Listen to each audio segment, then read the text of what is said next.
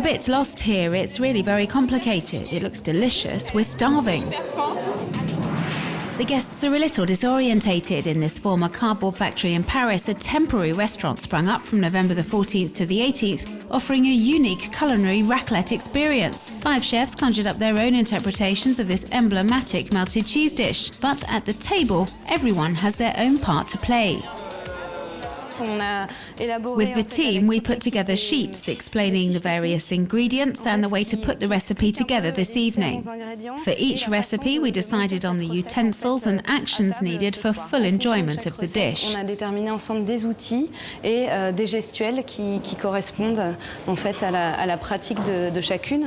participative meal in which everyone brings his own ingredients from his fridge and in small bags.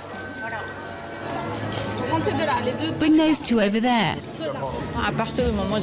Ideas started coming to me once I'd understood what the raclette machine was all about, because I didn't know about it before working on this project. I created most of the recipes based around what I ate as a child in Japan. For example, there's a recipe with cabbage and calamari. Ingredients far removed from the traditional raclette recipe, and although cheese is well represented with camembert, blue cheese and Babybel, the key product was missing each evening. Raclette cheese is missing. We're reinventing melted cheese, reinventing the raclette concept in which everyone has their tiny little pan, but with totally different themes and personalities. It's a rather more sophisticated version of the raclette. We use orange zest or other foods that in usual circumstances we wouldn't have thought to add. These dinners were thought up by the Milk Factory, an association offering new concepts to promote dairy produce.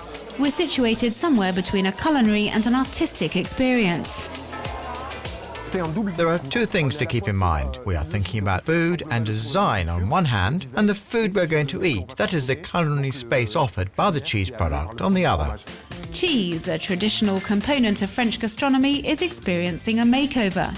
From now on, we'll be proud to promote it. Sculptures will even be made from it. The cheese platter is also experiencing a facelift through the exhibition Design on a Plate until January the 14th at the Milk Factory premises in Paris. The cheese platter is something generally considered quite boring, a little outdated, while it is supposed to glorify an extraordinary product. Stéphane Bureau has dreamt up a series of cheese bells and a platter made from a large block of wood. It looks very rustic from the outside, and then we open it, we find a polished marble platter, and it becomes a lot more precious. This expresses what I think of when I imagine cheese, which is something rather rough on the outside and something creamy within. But consumer trends are changing. The platter is no longer indispensable. At the Rotonde restaurant in Paris, chef Gilles Choucroune has reinvented the well-known Morbier du Jura, a raw cow's milk cheese known for its central ash layer. He created 2 tasty morsels out of it, destined for buffets or dinner aperitifs. Today, we are looking for light foods, sometimes fragranced, that are easily digestible, with simple ways of eating them. As a result, rediscovering a cheese like Morbier is really interesting because we can use it in a completely new way with this type of snacking, little morsels, which are easy to eat. For the first tasty bite, we place basil, mint, coriander and uncooked soybean shoots inside a slice of Morbier, which is dressed with a Thai sauce. And an even more surprising combination is the sweet bite with a Morbier and commis pear base. We just place the pear quarter sideways on our slice of Morbier. We take a nice verbena branch and a few leaves, and we wrap the slice of Morbier around the pear and the verbena, and to offer a touch of sweetness, we then pour a small amount of apricot juice, which is tasted at the same time as we bite into this mouthful.